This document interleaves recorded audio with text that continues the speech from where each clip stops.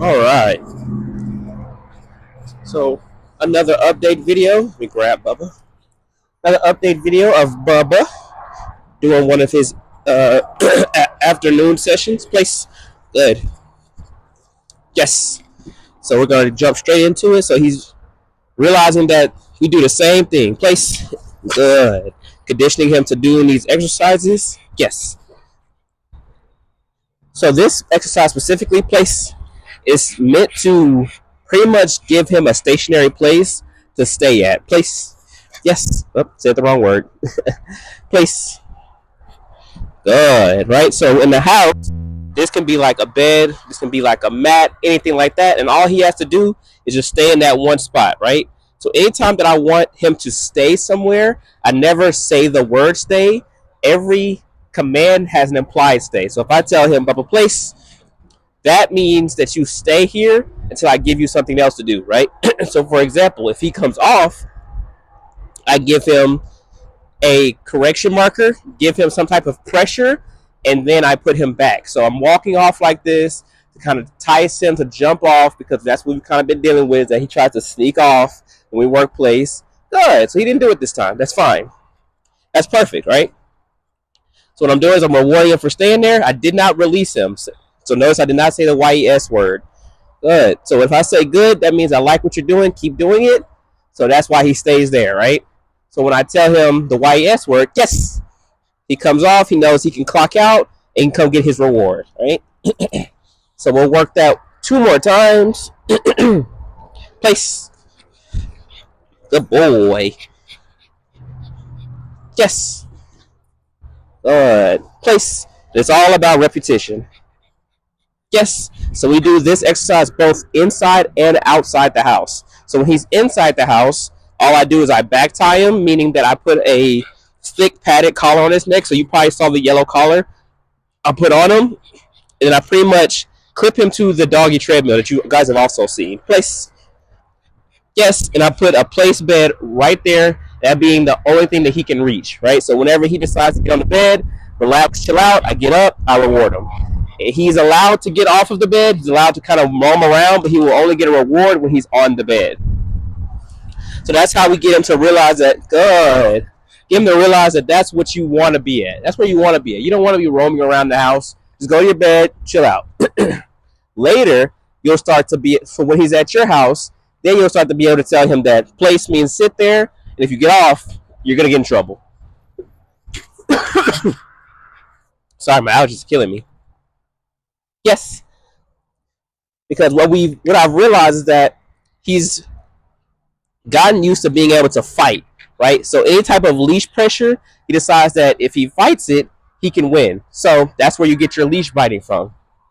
So as you can see, I'm using you guys' leash. So what I've taught him is basically, if you fight the leash will fight back, and the leash won't stop fighting until you stop fighting, right? So for example, if he was to start to bite the leash now, I would just turn on the pressure, hold that pressure on the slip leash, and as soon as he stops biting the leash, pressure turns off, right? So he's learning that he is the one correcting himself. Yes, that's a fantastic sit. So what we'll do is we'll go into that actually. Sit. Yes. So all of the obedience stuff is very basic, right? Sit. Yes. This is what we're practicing 2 to 3 times a day, every single day. Sit. Yes. So he's got the memo. He understands what's going on. He knows that this is the only way he can get fed. He's on it.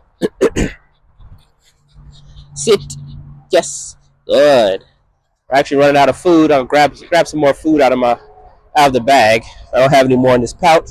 Sit. Yes, the boy. So as far as the issues that you guys are having, like the jumping, the biting, and stuff like that, it stems from being able to tell him when he's right and wrong, right? So yes, you see how he's giving me a sit instead of sniffing around, looking for something to do. He understands that, hey, I'm locked in because this is the only way. This guy right here has everything that I need. I give him food, I give him the water, and I also give him discipline, right? So if he jumps, he bites, he gets discipline, which is something that he very, very, very severely needed, right? So he's not a bad dog. He's not an evil dog or anything like that. He just lacks discipline. And he's not the type of dog, just because he's little, he's cute, He's not the type of dog you just give to anybody. You just let anybody pet, right? So this dog right here is a high drive and kind of like a nervy type of dog. So you don't want just anybody touching him. So I would recommend that when people come around, he is put up. Unless there are people that's going to be around your house and within your family very, very often, you introduce them. But if not, and they're just visiting, he is not around them. For the reason being is that you are going to be setting him up for failure, right? So all this training and this investment you made will go out the window if you put him in a bad situation, right? So all of this stuff that we've taught him, sit. All this stuff that we've taught him, all these things that I'm giving you, this information, it goes out the window if you put him in a horrible situation where he has to choose between doing something bad or making a good choice. That's not to go to say that he's not going to be able to be around people. It's that, so here we go. Perfect example. I told him place, pressure on. So now he's fighting, right? Pressure stays on until he stops. Pressure off. Put him on place. Drop the leash. And we're right back to it, right? So that was a very good example of everything I just talked about, is that when he turns around and try to fight the leash is going to put pressure on him back. So he nipped that in one time, put him back, pressure on, place, pressure off. Good. Right? So he's doing this now because this is the longest he's had the whole place. I'm actually going to pause it so I can go get some more food to keep rewarding him. But yeah, just don't set him up for failure, basically. The boy.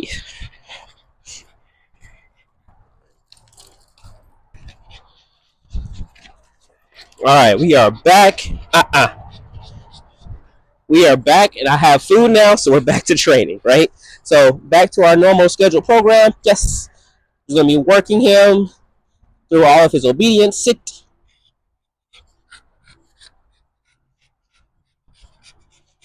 Yes, the boy. Come. Let's go.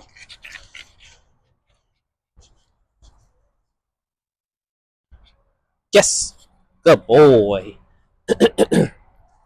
So, for example, what I was talking about earlier, he is not a fan. So, there's two other people in my house right now. There's my mother and my girlfriend. He's not a fan of either one of them when they approach him in his kennel, right? But if he is out here and my girlfriend and my mom is out here with him, Bubba, come. He's perfectly fine with them, right? Yes.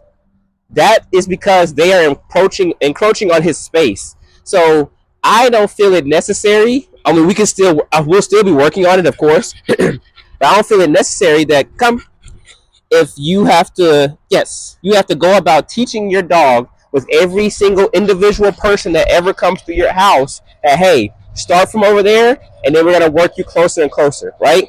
Let's go. Instead, yes, it's best to use your management. Keep him away from new people. Do not give him the opportunity to jump and bite on people. And if you just really need to greet him to somebody, they need to be prepared for both him to react and you need to be prepared to initiate that discipline, right? So anytime he barks, he goes after, well, he hasn't gone after anybody here, but anytime he barks at my girlfriend or my mom, they instantly give him a correction too, right? So they're working him. So a correction doesn't necessarily mean anything physical. They can just yell the correction marker, which is NO, right? Hey, don't do that, right? Just put him in check. Sit. Yes, right? And that's because, hey, he's going to be here. He's here for 3 weeks. You're going to have to get used to these two people walking through the house. I'm not the only one here, obviously, right? Same thing with dogs. And that's the same thing with everything else. You have to build that neutrality, right? And that neutrality doesn't come in just 3 weeks, right? So what we're going to be doing for this final week is we're going to be taking them to a lot of different stores. So we're going to be walking them through Home Depot. We're walking them through pretty much a lot of stores that allow dogs in it, just so he can get around and walk past people, right? That's going to be his final training step because his basics, he's killing it, as you can see. And now we're just going to get him to the point where, like, hey, you will get corrected or you will get disciplined every time you react to some random person. He does not get to pick and choose his battles. He does not get to pick and choose who he will react with and who he won't react with. Because as you can see, he bit me, right? I'm sure you guys remember that. He bit me, and now, like, I'm his best friend. Yes.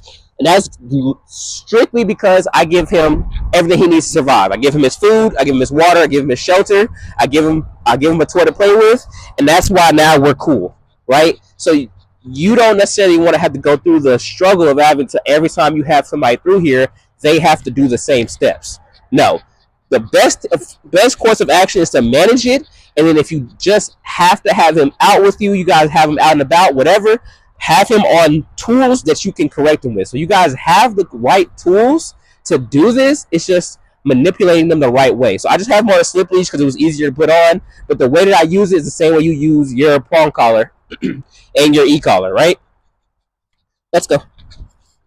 Good. Yes. Good boy. Let's go.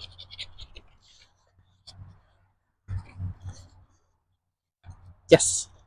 Good boy. Super sandy out here.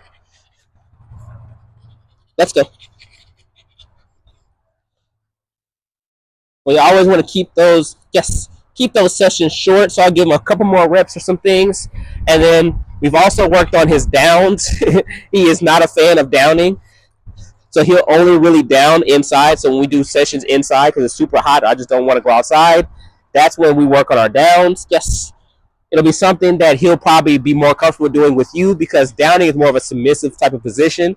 And me being a person that he has gone after before or just a person he's not fully confident with, it's a little more difficult to get him to down. He will do it for me now, but it's taken 2 weeks to do it, right? So I'll teach you guys how to do all of your obedience with him, and then he will 100% pick it up when you follow my steps. Come. Good boy. Place. Good. Sit.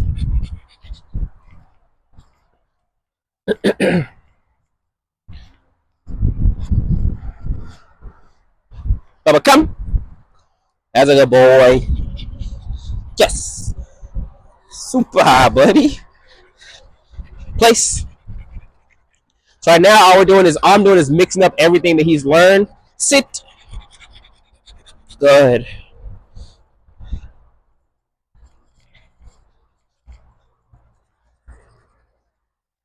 Come. Let's go. And as far as his walking on the leash, right? His walking on the leash is good. It's also going to be a thing where that's where you get your most fighting from.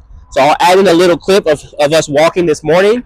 But long story short, where you're going to get your most fighting the leash from is when you're on walks. The reason being is that if he's not in a walk that we taught, so let's go. If he's not here all the time, then he gets pressure, right? He's going to fight that pressure. So what do? As soon as he fights that pressure, yes, you add your pressure.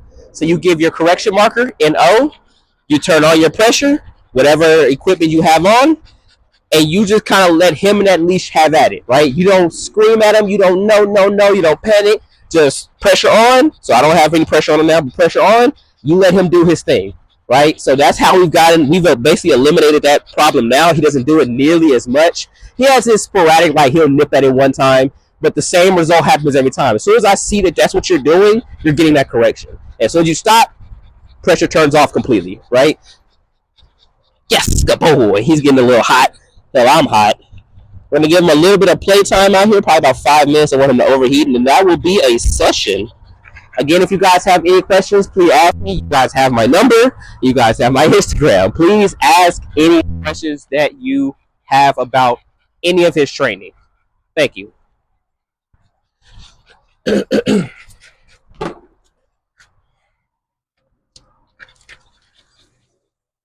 me a cough drop or something. Okay, Bubba. Oh. Play.